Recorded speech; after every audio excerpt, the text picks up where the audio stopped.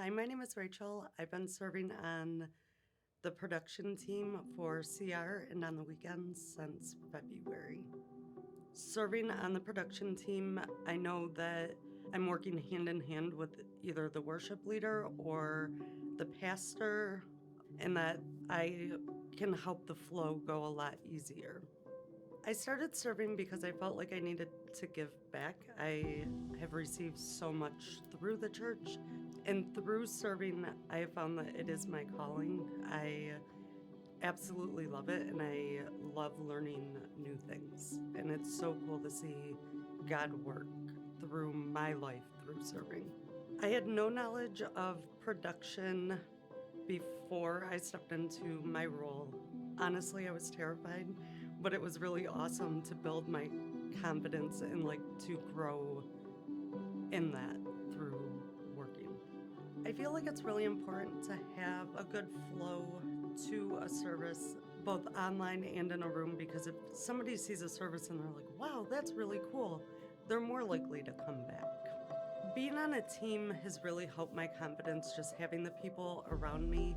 My past is kind of rocky, and just having self-confidence issues, self-worth issues, being on a team, I feel like God has really put people in my life that help build me up instead of tearing me down. And it's really amazing to see every weekend people saying, oh, you did a great job, oh, and it's everybody telling everybody, and it's just so amazing to watch.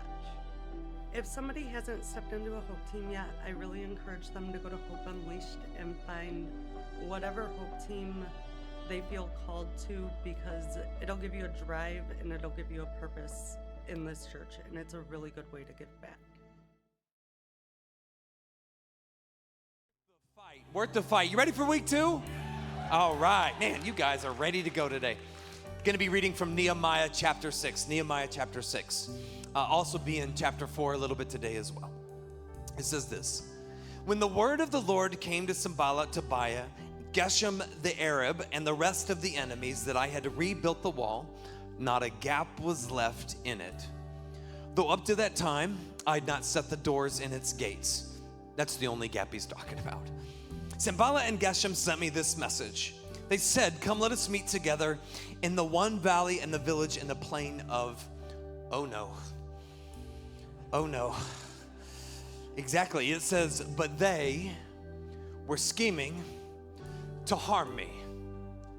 Everyone say, opposition. Come on, one more time. Online, Ironton, everybody say it. Opposition. All right, we'll work on that. You'll get there. It says, so I sent a message to them with his reply. I said, I am carrying on a great project and cannot come down to meet you. Everyone say opportunity. Opportunity. Online, put in the chat. Ironton, all together now. Opportunity. Very good. I knew we'd get there. He says, I can't go down to meet you. Why should I stop this work and leave and go and have a conversation with you? 4 times they sent me the same message, and each time I gave them the same answer. You think one would be enough. It says on the 5th time, Sanballat sent this aide to me with the same message, and in his hand was an unsealed letter which was written. It is reported among the nations, and Geshem says it's true, that you and the Jews are plotting to revolt, and therefore you are building the wall. Moreover, according to these reports, you are about to become their king and have even appointed prophets to make this proclamation in Jerusalem. There is a king of Judah. Now I want you to know, Nehemiah, this report's going to get back to the king, so we probably should meet together. I sent him this reply. This is so good. Nothing like what you are saying is happening. You are just making it up out of your head. You're crazy, dude. You're making it up. And he notices, he says, they were trying to frighten us, thinking if we could just weaken our hands, we would not be able to complete the work. The title of my message today is, dare I say, come at me, bro. Come at me, bro. That's the title of my message. Listen. If you would, you prefer less slang and a little more parental, professional nuance, why don't we say, try me, try me. So turn to 3 people and say, try me, or come at me, whichever one you want.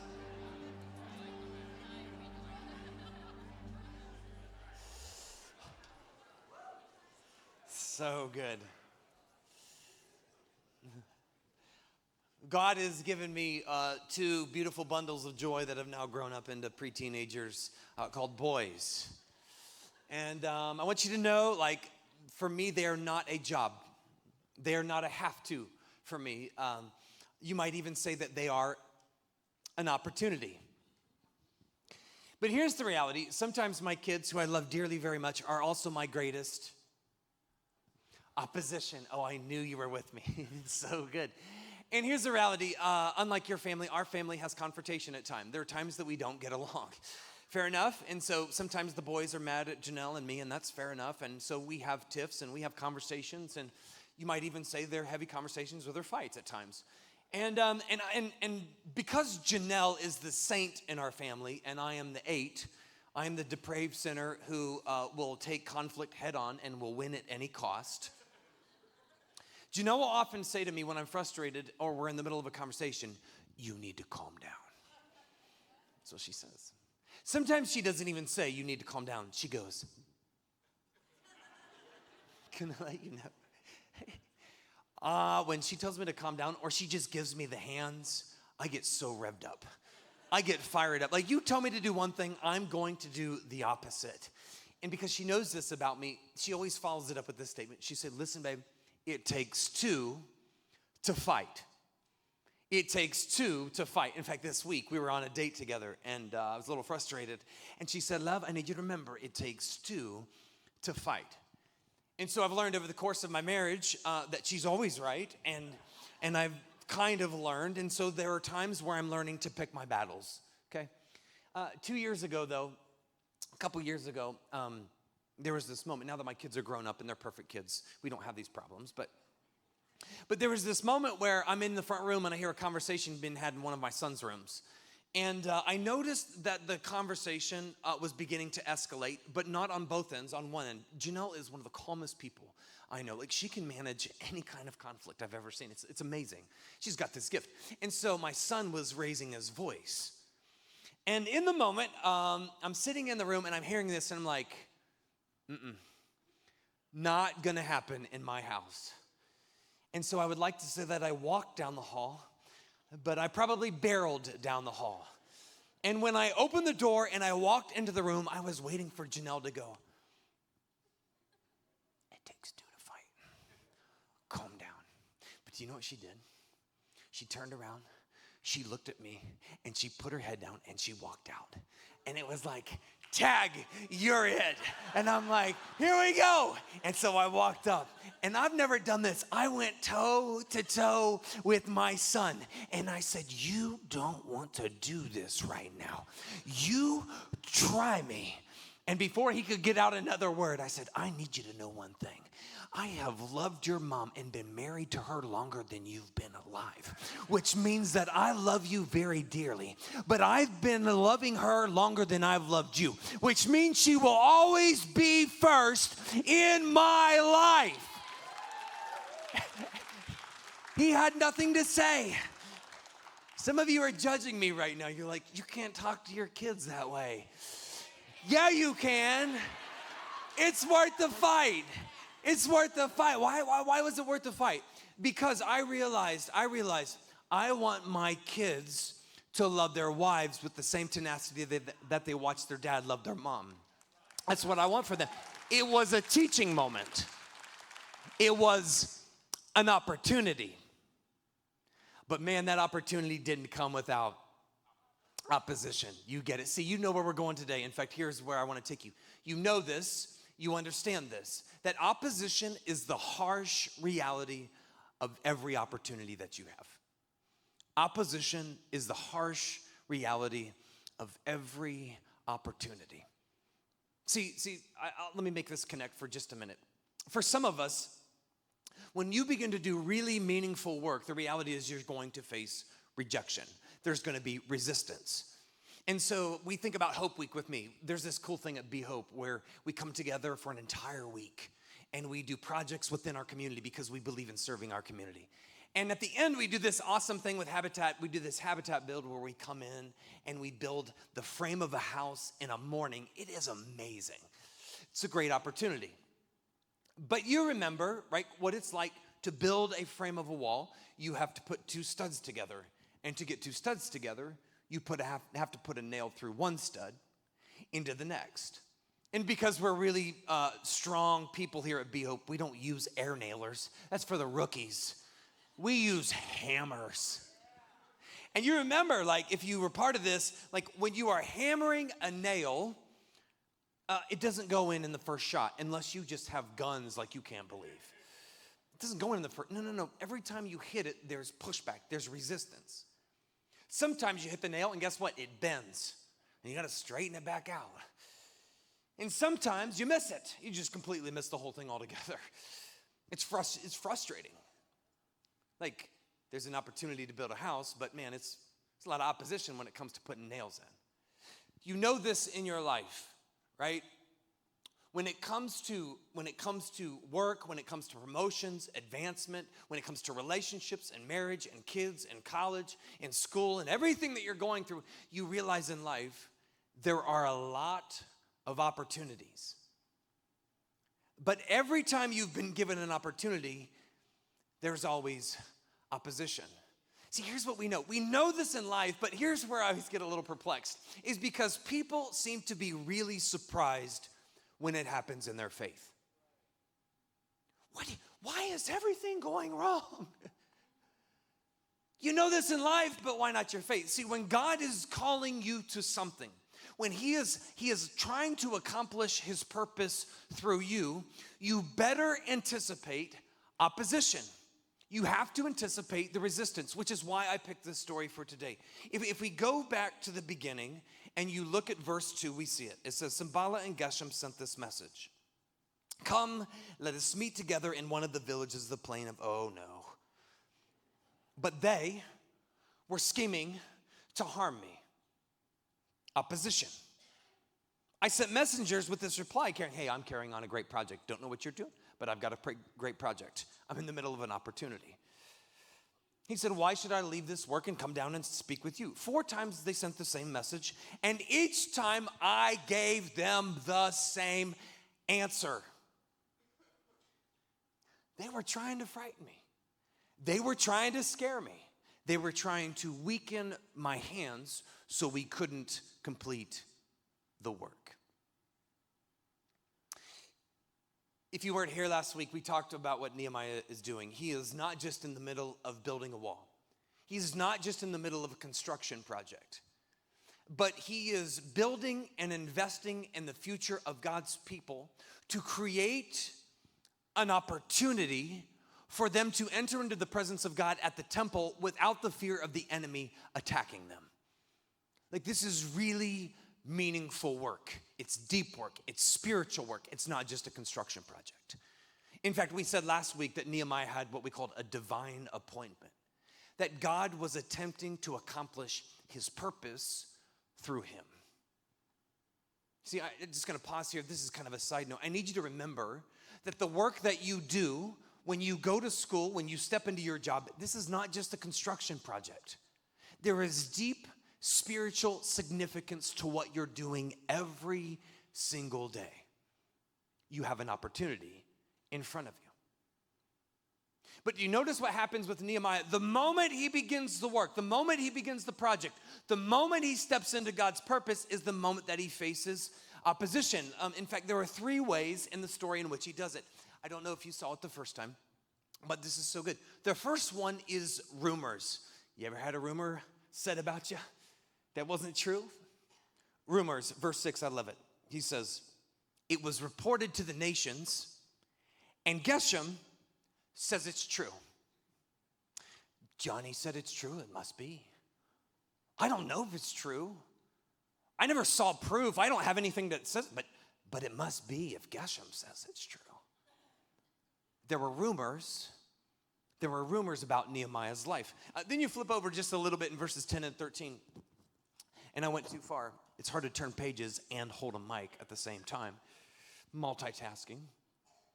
Verses 10 and 13, it says that they were sending him an advocate because there were people who were trying to kill him. Ironically, the people who are pretending to be his advocate in the temple are the ones who are going to kill him.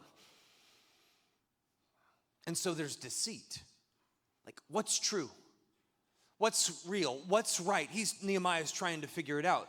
The other thing that they do is they give false reports about his life. In verse 7, we talk about this. They talk about this. They said, there is this report that you are proclaiming to be king of over Judah.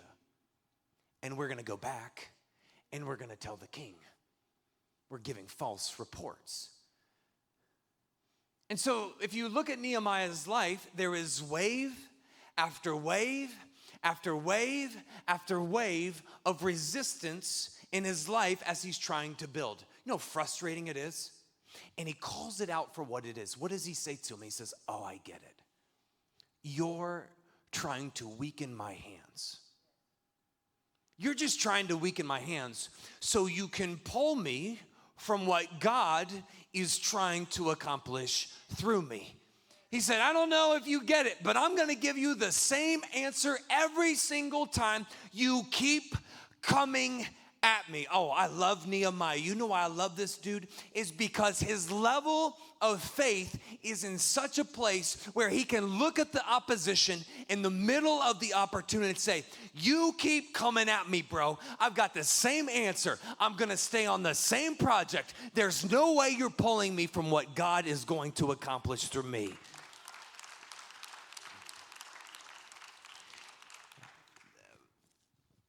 I can't speak for you, but I'm only going to speak for me in this moment.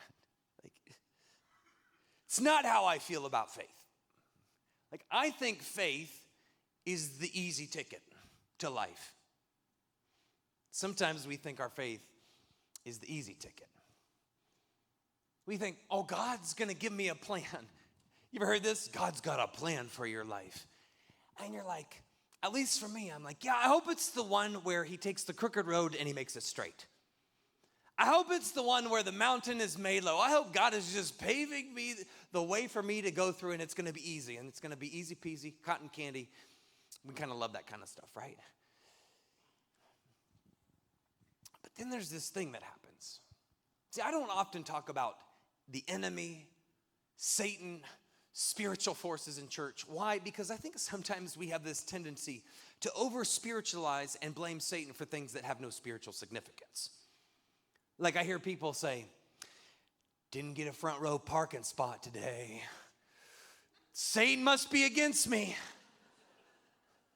No, he's not. It's just God's way of telling you to get some fresh air and take a walk. My team didn't win today. I prayed that my team would win, and God didn't answer. They lost. Here's the reality. You have people on both teams praying to the same God, asking for the same thing. And God realizes that if it ended in a tie, it would just be soccer.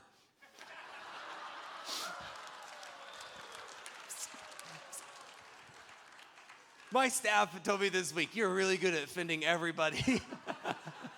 I'm so sorry. God knows, team's got to win. There's got to be viewership. Otherwise, nobody would watch the talents and gifts and skills that you've given them, right? But here's the other thing. By the way, my kids play soccer. I love soccer. Here's the other thing, right? We want the easy path. But then we look at the path that God actually talks about, and he says this. He said, I will lead you down the darkest valley, even the shadow of death. You talk about opposition. I don't know, but when you hear that, do you get excited about walking down the valley? Oh, God's making the mountain low. It's just really low. You're going down in it. This is the path that God promises us. And I need you to know that when you step out in bold faith, that when you begin to contribute, when you begin to invest, when you begin to serve, when you help somebody find life instead of death, when you help them find heaven instead of hell, when you help them find a future instead of the past, you better expect that you're going to face opposition. Oh, see, bold faith is where the meaningful and the messy begin to meet. Oh, can I tell you, the world is not your enemy. The world is God's playground for his purpose to be accomplished through you. But there is a battle that is being waged. There is a struggle. And I love what Paul says. He says it's not against flesh and blood. He says it's not against the world. It's not against the world. It's not against the people that are around you or on Instagram or the politics. It's not about the world around you. He says it's the divine forces. It's the rulers. It's the authorities. He says it's the special forces. I love it. If you've been in the military, you know special forces are really special people. But these are not the good guys. They are the special forces for the bad guys. He says, this is what you are fighting against. Be Hope, I need you to know that you are in a fight. If you have no faith, no worry, you're not in the fight. You can just mosey on along. But when you have faith, you better expect a fight. And you know you're in the fight when you start asking these questions. God, why is this happening to me? Why didn't you answer my prayer? God, why do I feel so alone in this moment? Why isn't anybody listening? Will I ever get over fill in the blank? You are in the fight. And the beauty of this is, I love looking at you because the reality is what we are doing here is not a game, right? I was going to make reference to Tom Brady between games and military, but we're not going to do that today. This is not a game. This is a fight. This is a war. So what you're doing here, we come into this place. I want you to know what you're doing here is not a weekend warrior worship experience. We don't sing some songs, feel some little fuzzies, get a halfway inspirational TED Talk, and then go home. It's not why you're here. Okay, can I just let you know, you come into this place to submit your life to the living God.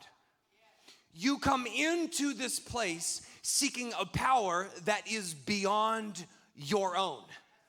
You come into this place desiring a new level of faith. You come into this place celebrating the victories that God has given you throughout the week. You come into this place anticipating the victories that God is going to deliver in your life throughout the next week.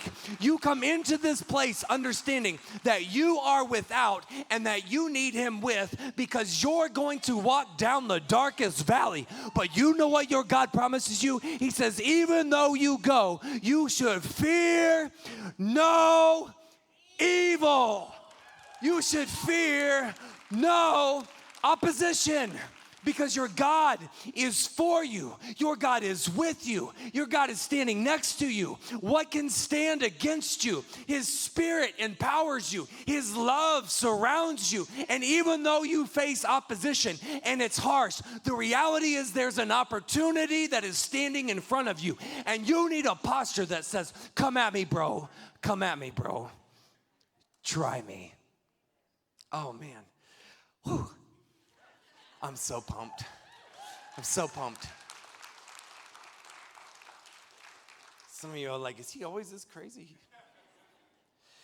Here's the thing. It's one thing to be pumped. It's another to be prepared. It's one thing to come on Sunday, get pumped up at church, and walk out the door. It's another when you're prepared. One of my favorite lines in the book of Nehemiah is he says, so he began this good work. He began this good work. Can I let you know that you can't begin a good work if you're too weak for it? The enemy, the spiritual forces, their whole goal is to weaken your hands before you ever begin. Which is why Nehemiah says, man, they were just trying to weaken my hands. They were just trying to weaken my hands because they were trying to pull me from what God had already started in me, and they don't want to see it to completion. And so the reality is opportunity is the harsh reality of opposition is the harsh reality of every opportunity. But opportunity depends on how you are prepared. Opportunity depends on preparation. I might say it this way, that preparation defines the outcome of opportunity. I've met so many people in life who they are just waiting on the right opportunity, but they are indisposed to prepare for the moment before it arrives. Meaning, like, you create the set of circumstances in your life. Opportunity doesn't do it for you. The way you prepare allows you the outcome of the opportunity that you experience. And so you have to be prepared. And I love this in chapter 4. So good. Chapter 4, verse 15. It says, when our enemies heard that we were aware of their plot and that God had frustrated it, we all returned to the wall, each to our own work. From that day on, half of my men did the work, with the other half equipped with spears, shields, bows, and armor. That sounds really cool. The officers posted themselves behind all of the people of Judah who were building the wall. Those who carried the materials, I love this, those who carried the materials did their work with the one hand, but they held the weapon in the other. They did their work in the one hand, but they held their weapon in the other. Can I show you today that the building of the wall, God's purpose, accomplished through his people, only happens because they are equipped and prepared for the enemy's imminent attack. Do you notice it? In one hand, they have the materials, they have the opportunity in front of them. In the other, they have a weapon to fight off the opposition. You're like, Brad, are you condoning violence in church? Like, can we go out Monday with a mouse in one hand and a machete in the other? Your choice, I'll leave it to you. But no, that's not what I'm saying. Like, we'll miss the point if that's what we get focused on. Nehemiah is trying to talk about an experience that he has that takes us to a different level of faith that is required when you begin to face the enemy. And because I didn't think that you would fully grasp how deep and profound this passage is, I thought we should play it out. Let me give you a visual. So I'm going to invite my good friend Stu up. Where are you, Stu? Where is Stu? Is Stu still here?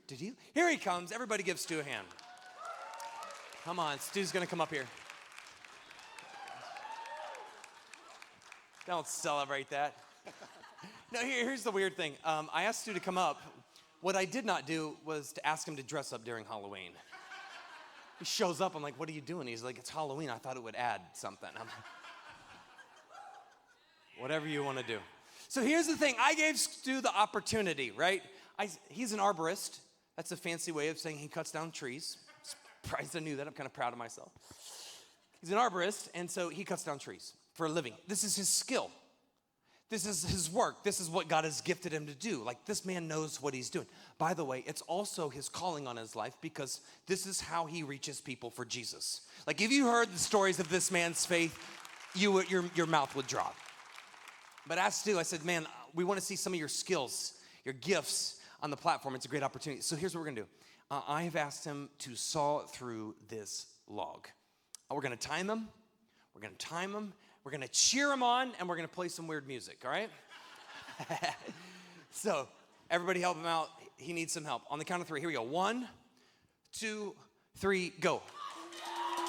Yeah, there you go.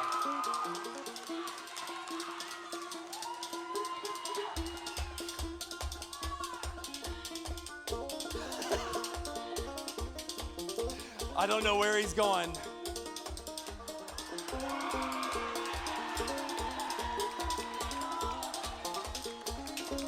No, you can't do this, man.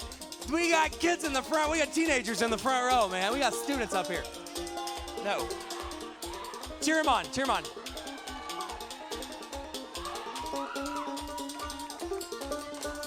Yeah, all right, that's amazing. So good. Yeah, you passed that away. Right? That's awesome. right? I've always wanted to have a lumberjack hour at church. Or Christoph, whichever one you want.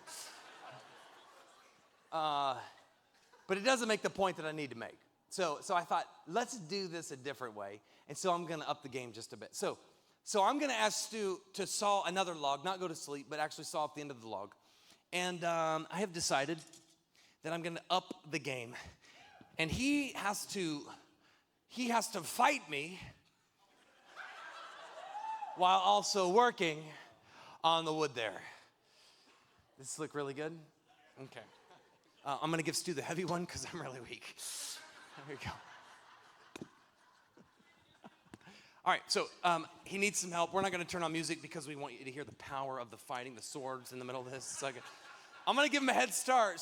So cheer him on, B-Hope. Ready? 1, 2, 3, go. Keep going. All right, here we go. No. Oh, you almost got stepped.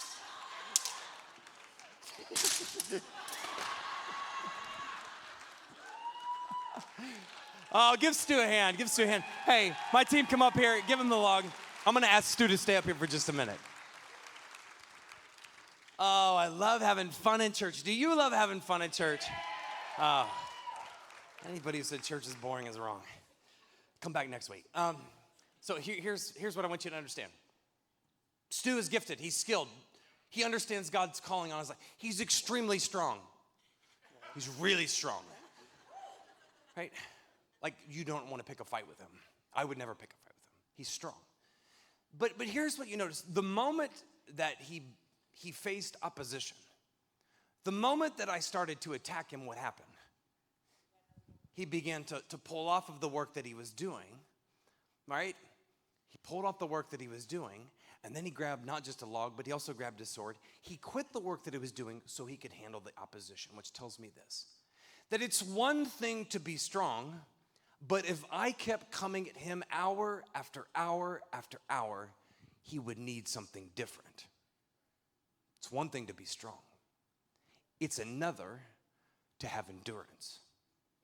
It's another to have stamina.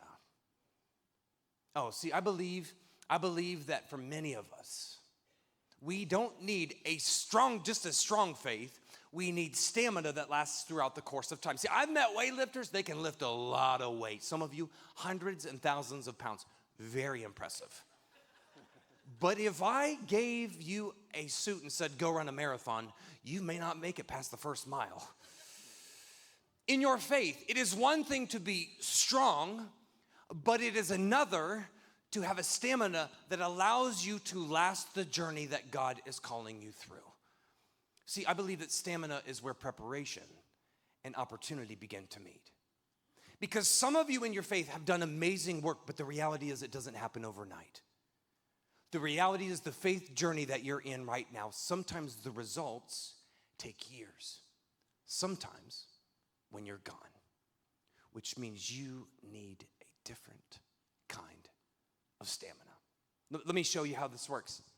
See, stamina understands that in one hand, you can hold the opportunity, you can hold the work that God is calling you to, but you also know how to hold off the opposition. By the way, this isn't sharp. Like, what's he doing? You can hold off the opposition. So stamina on one hand, right? Stamina on one hand is the moment that you realize, oh, my kids' future and their spiritual life, I'm responsible for in one hand. But in the other, it's about the enemy who is redirecting their thoughts and their attention and their hearts and their desires in the other. Stamina understands that, hey, like I have to hold the calling that God has placed on my life in one hand, but also the lure of a lucrative career climbing up the corporate ladder of success in the other. Stamina understands that, hey, I've got the hope of having a newborn baby in this hand. But you also have to hold the self-imposed disgrace and shame that you've put on your life because you're barren. Stamina says, hey, In this season, I'm going to hold on to the fact that I'm single and I can get more accomplished for the kingdom of God because I'm single, but also holding in the other hand this reality that there are people who come with quips and who will constantly ask me when I'm going to find that special someone. Stamina understands that for some of us, we need to seek counseling for some of our mental struggles that we're facing. You hold that in one hand, but you also hold in the other hand the reality that the grief, the hurt, the depression, the dependency is not going to go away in the other. It comes back day after day after day after day. And what we are talking about in this moment is not just some life things that you're going through. These are deeply spiritual matters that are significant.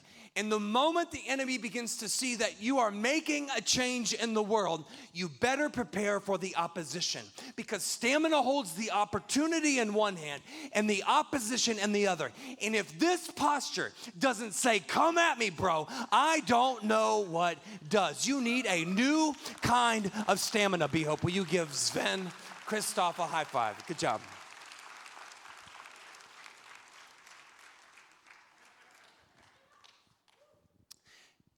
So stamina, you're like,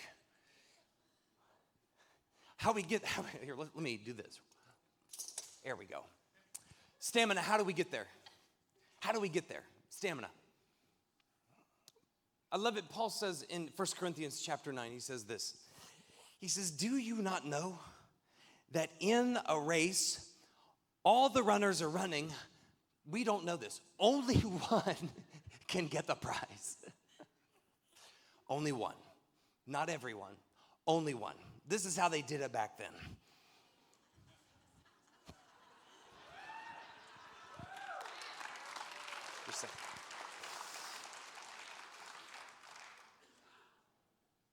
He says, run in such a way that you get the prize. Not that everyone gets the prize, that you get the prize. You get the trophy. Everyone else gets the ribbon. He said, everyone who competes in the games goes into, what does he say? Strict training. Strict training. See, what Paul understands about our faith, your faith and my faith, is this is not a sprint. It's a marathon. It's a journey. Like one of the mentors in my own life, he has said, Brad, I don't know if you know this, but being a pastor is not a sprint. It's actually a marathon. He calls it a ruck march. You just got to go do 20 miles. Just keep going. Just keep rucking. And I think for you, the reality is God has started something in you. But if you don't go into strict training, if you don't develop a stamina over time, you won't be able to finish what God has started. And so, the best way that I can relate this to you is through my own errors and trials and failures. So for the majority of my life, I know you're going to look down on me for this. I have struggled to develop discipline, spiritual disciplines, what Paul would call strict training. So I thought when I first became a pastor in the world that all you had to do is show up, shake hands, say hi to people, say something halfway meaningful, and then walk away. Like that's all you had to do. And so for the most of the time when I was a youth pastor and I was learning how to be a pastor, I never really felt the need to pray. I never really felt the need to read the Bible. I never really felt the need to give God thanks. That was all for the really spiritual people, even though I was a pastor. You just show up, have fun, do the work, play games, go home. And then what I realized is, like the more opportunities that were given to me, I realized the more opposition that I faced, and I needed a different level of faith. I needed stamina in the moment. And I want you to know, like, if it's your first time in faith or to church, like, you don't have to get this right. I'm still figuring it out too. But there came this time where I realized, in order for me to go into strict training, I've got to get up at 4:30 a.m. People are like, why do you always get up at 4:30? What do you do at 4:30 a.m.? And I realized, and this is just the truth, I'm behind the power curve. Like when it comes to your life, my peers and everyone, I'm just behind the power curve. And so I'm like, I really need some discipline. Like I begin to realize I can either start the day on my strength and my own wit and my own power, or I could start on God's strength in his power. And so I thought, well, maybe I'll give this reading the Bible thing a try. It sounds so boring when we talk about reading the Bible as a discipline, as strict training. So let me reframe your mind around what it means to read the Bible. I don't like to say that we read the Bible. I like to say that we eat the Bible. That you are what you eat. Because the reality is this, like in the world that I live in, you have to, and you too, you have to hold the degrading words of people in one hand. But then you have to be able to hold the word of God that says you are valuable and worthy in the other. Why do I pray? Why should you pray? Because prayer understands that we can hold the unforeseen and the mysterious and the unknown and not having answers in one hand, but also the ability to have a prayer that in the moment says, I don't need the answers, I just need your power to sustain me through it. See, strict training allows you to realize the world is a really hard place. Not your enemy, it's just hard. And sometimes things aren't favorable. But then you have this other part, this training piece where it's like, I should give God thanks.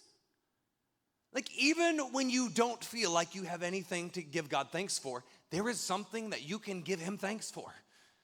Because you have to hold the harsh reality of the world in one hand, but giving God thanks for all the blessings of your life in the other. See, you have to understand that you have to get to a point where you realize, yeah, I'm gonna have to hold the reality of death and the death we face today in one hand, but I also have to realize that I hold on to hope that says because of Jesus' resurrection, this is not our future, that we will not remain in the grave in the other hand. This is why when you have nothing else to focus on, you focus on the cross. Because the cross says to you and me, in the one hand, God has held your past and your sin right here. But in the other hand, he has taken you and turned you into a new creation that is made in his image. See, stamina understands that for over time, you have to hold the opposition in one hand, but you hold the opportunity in the other, and you have to be prepared. And so I love how Nehemiah ends this story. It's so good. I only read part of this to you because I love saving the best for last. Thanks, Vanessa Williams, for that love song. It's Vanessa, right? Yep. Okay. It says they were all trying to frighten us, thinking their hands will get too weak for the work, and it won't be completed. But I prayed. There it is. Nehemiah gets it. I prayed. It's the strict training. He got down on his knees. And he prays this prayer. He says, God, strengthen my hands. Can I just let you know how my warped mind works? I thought, that's a really dumb prayer. Some of you are like, can he say that? That's how I felt when I read it. Because when I read God strengthened my hands, immediately I went back to the 80s where we used to walk around with these spring-loaded hand grips and you just do this all day. Because apparently, if you had big forearms and the rest of your body was disproportionate, it didn't matter. The girls were just looking at the forearms. So we walk around all day because we want to look like Popeye and we could hit baseballs further and throw footballs longer and do tactical things on people when you had strong grips, right? And I was like, okay, Brad, that wasn't the point. So I got really interested in the whole idea of grip strength. And he can't make this up. You know what's so good? In medical studies, what they found is that grip strength is a predictor of your stamina. Oh, there it is. I'm like, this dude's got stamina. Opposition in one hand, opportunity in the other. Grip strength, Stu couldn't hold on to a sword in one hand and a saw in the other because he didn't have grips. He needed stamina.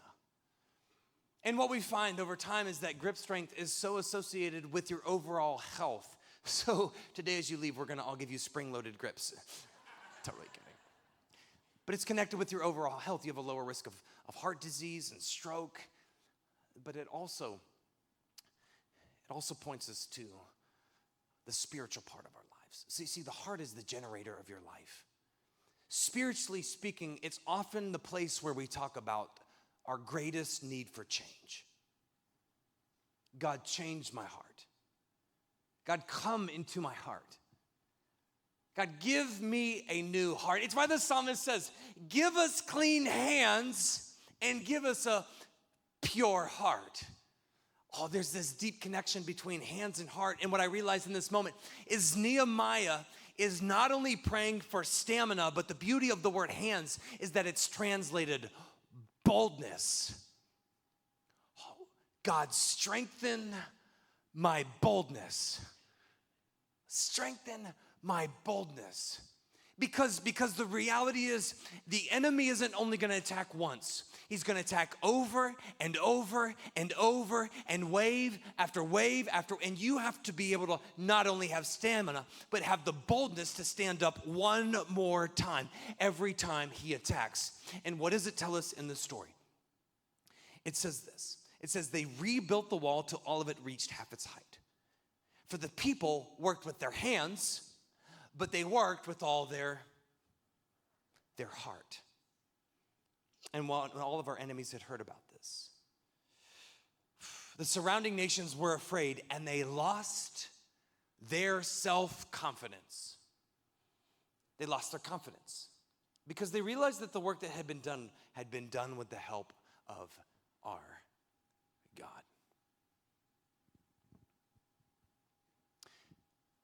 When God emboldens your faith, Satan loses confidence. When you live with stamina and boldness, Satan loses confidence. He loses confidence in the lies that he's put in your mind. He loses confidence in the strongholds that you believe are true, that you take refuge in. He loses confidence in those. He loses confidence in the scheme that his plans are going to work because your stamina and your boldness has said, my God's plans are greater. You have to be able to hold a position in one hand, an opportunity in the other. And when you do, Satan loses confidence. I told you, Behope, this is a battle. I don't know what you thought we were doing here, but as we come, my whole hope for you is that whatever Satan, the enemy, has put in your life is that he would lose confidence in the moment and you would step out with a different kind of strength, stamina, and boldness, because bold faith is where the meaningful and the messy begin to meet. But I also need you to know that Satan loses confidence every time that you serve. Satan loses confidence every time you step up and serve. You're like, how so? Because every time you serve, you are strengthening the faith of somebody else. Can I tell you Rachel's story real quick? Rachel was on the screen and it was an amazing story, but what you didn't see was 2 weeks ago. She came up to me out in the foyer and we were having this really good conversation. He said, Brad, we talk a lot about purpose and calling here at Be Hope, but I don't know the difference between the two all the time. I said, well, did you take Hope Unleashed? She's like, yeah, I did that. And she said, I'm still working through it.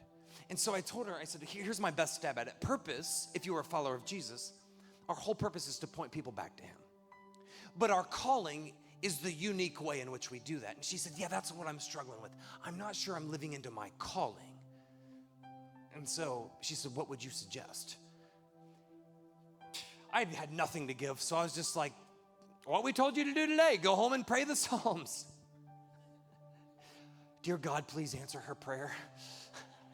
Maybe bad advice, but you can work a miracle. She comes back the next week and she runs up to me and she says, it worked. She says, it worked. She said, I talked to God, I prayed the Psalms, and the realization that I came to, he said to me, Rachel, you are living into your calling because you are serving every Sunday at Be Hope. And I was like, I didn't make that. That's amazing. And see, this is what's so good, right? People lose confidence, not people. Satan loses confidence, and people find faith because of what she does behind the scenes. See, it's not just a click of the mouse. She may have a mouse in one hand and clicking a button in the other, but over here, she also realizes that the message of salvation is carried every time she serves. Do you know what she said? She said, I love to watch the service run smoothly. That is code for, I'm the one that brings the message when the pastor screws it up. I'm the one that when he's trying to make a point and he can't figure out where he is, I'm the one that helps you understand what's going on. See, with one click in one hand, she holds the message of salvation in the other. I think about people, our grounds team, they've got a mower in one hand, but in the other, they're telling the world around them, we believe that what happens here every single Sunday is extremely important, and because we value what God is doing here, we want that to be a reflection of what he can do in your life. I think about people who wave in one hand when they walk in and you are greeted, but in the other they are holding the message of salvation, says there is hope for your life. See, when you serve, you step out in faith, you are bold. See, it is not lost on me that every single week you've worked an entire week, but that you come in here and you give a message of salvation to people who are in desperate need of hope. See, you stand there and you say, come at me, because Satan is gonna lose ground every time I serve. Come on, Be Hope. We are in the fight and we are going to win because God has empowered you to accomplish his purpose. And today it changes for you. Would you stand to your feet with me? God, in this moment, we come before you and we simply pray this prayer. God, strengthen our hands. Strengthen our hands. Because we are in a fight that could last our entire life.